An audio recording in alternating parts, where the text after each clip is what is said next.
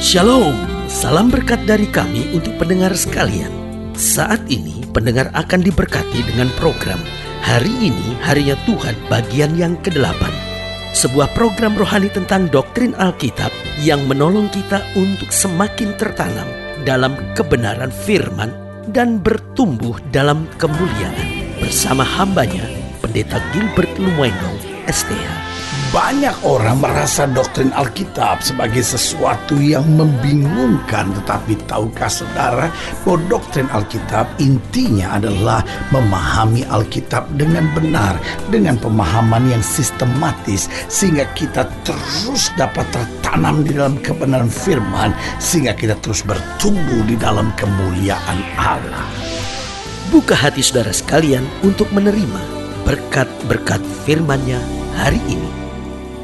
Hal yang paling mengejutkan dalam kekristenan ketika Yesus berkata, "Akulah jalan dan kebenaran dan hidup. Tidak ada seorang pun sampai kepada Bapa jika tidak melalui aku." Sebagian akan berkata bahwa kekristenan itu adalah ajaran yang sangat egois karena hanya dia yang menurut dia masuk surga. Tapi saudaraku yang kasih dalam Tuhan, perlu saya tegaskan, tidak kekristenan yang menjamin sorga. Artinya gini, tidak semua orang Kristen akan masuk sorga. Buktinya di sisi kiri kanan kita akan jumpai masih banyak orang Kristen yang tetap berselingkuh, orang Kristen yang tetap minum mabuk, orang Kristen yang judi, sehingga tidak bisa kita memberi jaminan bahwa setiap orang Kristen pasti masuk sorga. Karena Yesus tidak bilang bahwa Kristen adalah jalan dan kebenaran dan hidup. Tapi Yesus bilang, "Aku, barang siapa percaya kepadanya tidak binasa," kata Alkitab, melainkan beroleh hidup yang kekal. Nah, saudaraku yang kasih dalam Tuhan, di muka bumi ini ada banyak jalan. Sampai ada istilah, ada banyak jalan ke Roma. Karena di muka bumi ini memang banyak jalan. Dan juga di antara banyak jalan tersebut, ada banyak jalan yang juga benar, ya kan? Meskipun otomatis harus kita akui, ada banyak jalan yang salah juga, gitu kan? Yang mengajarkan kebenaran, yang mengajarkan falsafah-falsafah pandangan. Tetapi sebetulnya kita akui bahwa itu bukan kebenaran. Karena apa? Karena akhirnya mengandung kenikmatan-kenikmatan dunia, mengandung kepuasan daging saja, ya kan? Seperti ada banyak orang yang mengajarkan bahwa di sorga ada makanan-makanan enak, di sorga itu ada bidadari-bidadari cantik. Coba kita berpikir, kalau sorga hanya untuk makan dan hanya untuk ketemu bidadari-bidadari cantik, berarti sorga tempat maksiat, saudara-saudara. Buat apa ketemu bidadari cantik? Justru di sorga itu kita kembali seperti zaman di mana Adam dan Hawa ada. Alkitab berkata manusia hidup dalam kemuliaan. Alkitab tidak berkata Adam dan Hawa ditemani oleh bidadari-bidadari cantik. Alkitab tidak berkata bahwa Adam dan Hawa hanya makan enak saja. Bukan begitu, karena surga bukan tempat itu. Tapi itu yang saya bilang, ada banyak jalan yang kelihatannya benar tapi tidak benar. Tapi ada juga jalan yang benar, ya kan? Nah, ada jalan yang benar tetapi tidak membawa kepada kehidupan.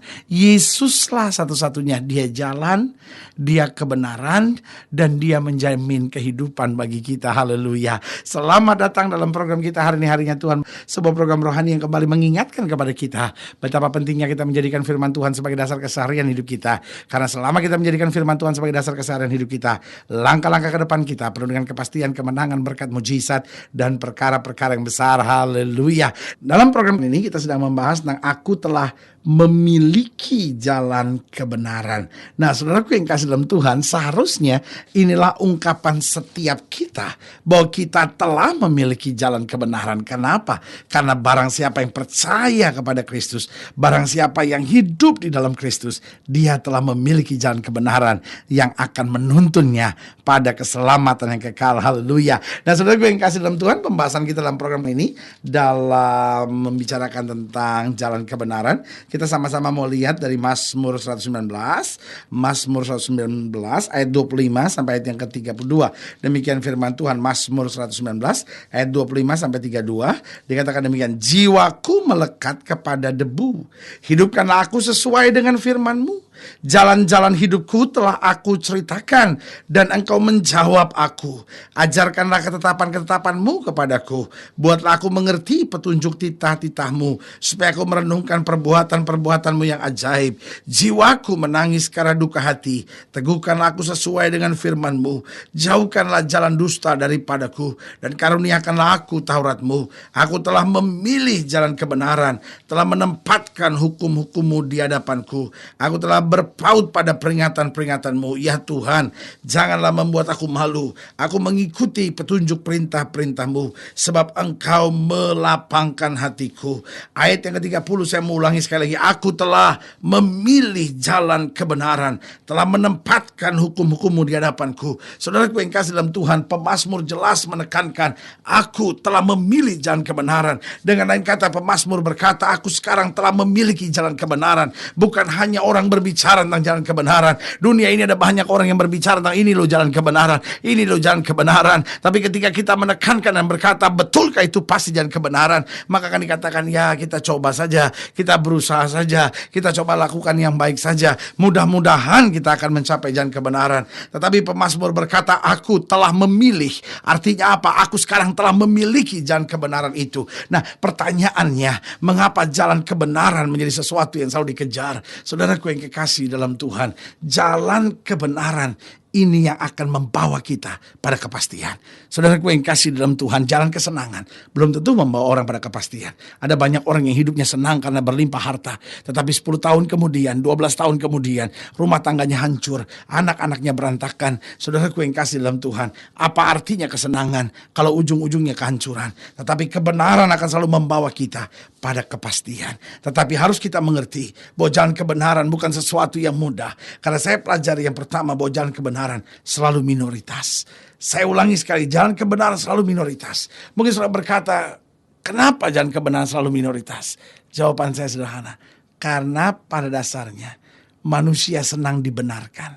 Sementara kebenaran justru kadang-kala menyatakan kesalahan.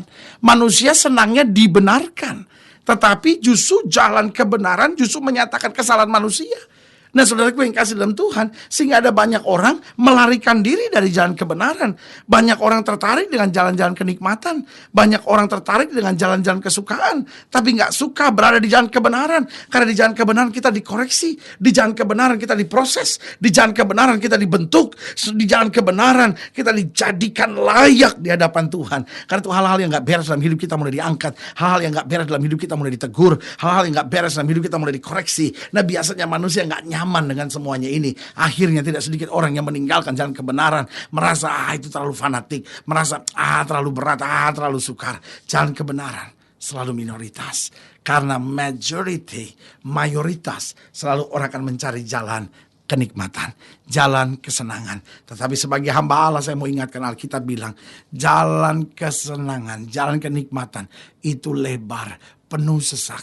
Sementara jalan kebenaran, jalannya sempit, jalannya kecil, tetapi dia akan menuju pada kemuliaan yang luar biasa. Haleluya. Jalan kebenaran selalu minoritas. Yang kedua saya pelajari, jalan kebenaran itu berat.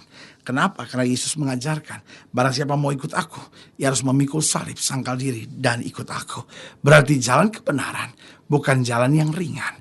Jalan kebenaran adalah jalan yang berat. Tetapi saudaraku yang kasih dalam Tuhan, akhir dari jalan kebenaran selalu mahkota. Akhir jalan kebenaran selalu kemuliaan. Akhir dari jalan kebenaran adalah kuasa Allah yang melimpah-limpah dalam hidup kita. Jadi ingat, jalan kebenaran selalu minoritas. Yang kedua, jalan kebenaran selalu berat. Nggak mudah untuk kita jalan di jalan kebenaran. Tapi Tuhan janji, aku tidak meninggalkan kamu sebagai yatim piatu. Aku memberi seorang penolong lain yang akan menyertai kamu selama-lamanya.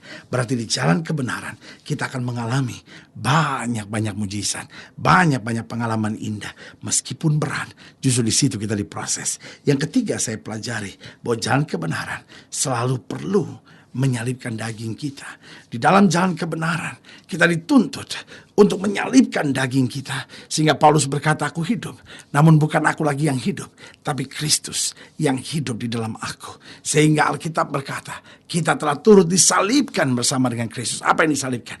Daging kita, hawa nafsu kita, kesombongan kita, kebiasaan-kebiasaan buruk kita mulai dikikis, diproses, dibentuk sama Tuhan, disalibkan. Supaya apa? Supaya kehidupan kita ada kehidupan yang baru, kehidupan yang berjalan di dalam kemuliaan dan kuasa Tuhan. Haleluya. Dan yang keempat, yang terakhir saya pelajari, bahwa jalan kebenaran seringkali ditertawakan oleh orang.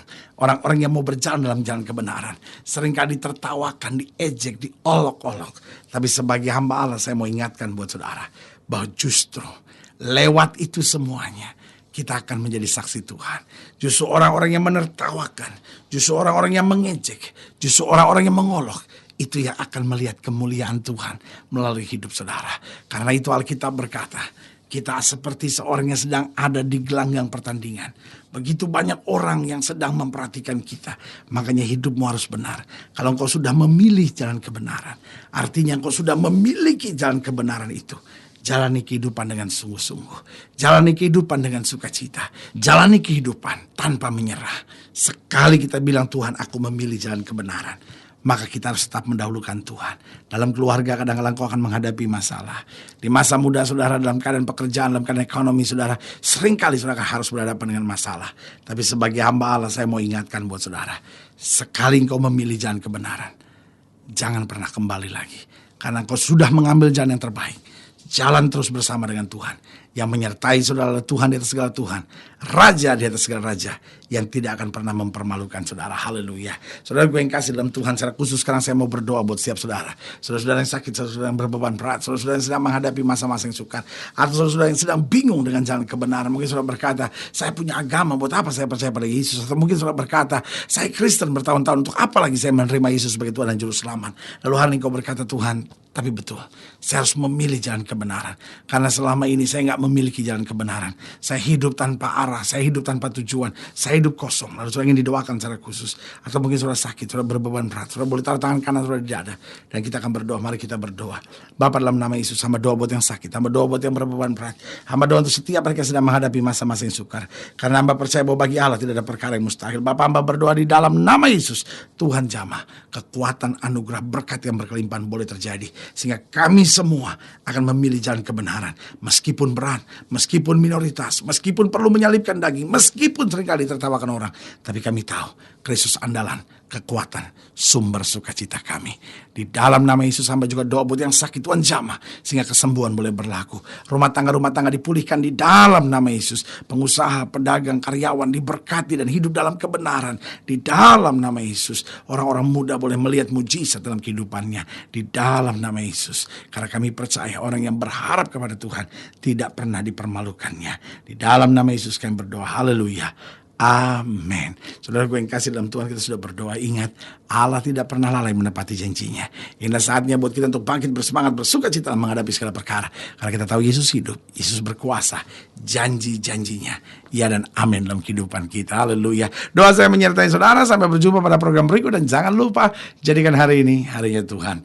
Haleluya.